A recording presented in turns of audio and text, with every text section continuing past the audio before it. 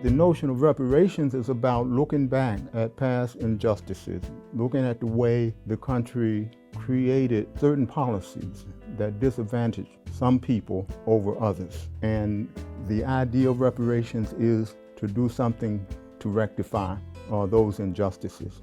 Reparations is also about recognizing that there shouldn't be a statute of limitation on injustices, especially slavery, Jim Crow, and other forms of injustice that really not only injured the people who were on the ground at the beginning of those injustices, but it injured people who came after them. Right now in the 21st century, we're still grappling with some of the negative impacts of past injustices. Inequality in employment, housing, health, life expectancy, all of those things are impacted in part, not just by what is happening today, but what happened yesterday.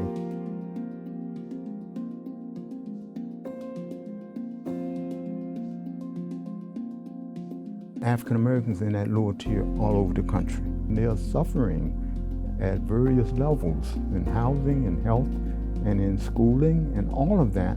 Reparations and the program for reparations has to be not only a local program, but a national one that cut across boundaries.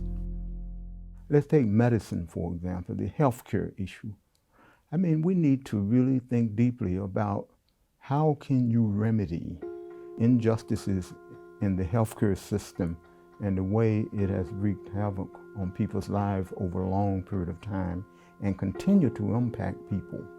And so definitely some kind of medical reparations would be critical.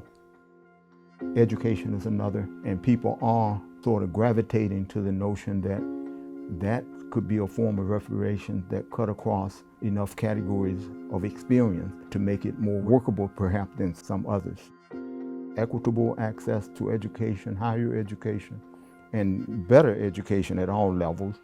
And of course, the jobs and economic opportunities, I think that's another form, but we have to keep in mind that there is a way in which employment is one facet of the job or economic reparation.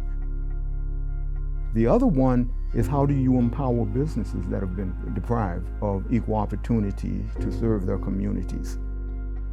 When we talk about better job access and upgrading and promotion and training, and then on the other hand, access to capital, loans, business opportunities, contracts, because there's a great disparity in the degree to which African American entrepreneurs are brought into even government contracts. Historically, Black people were deprived of public services, public support, and they were paying taxes.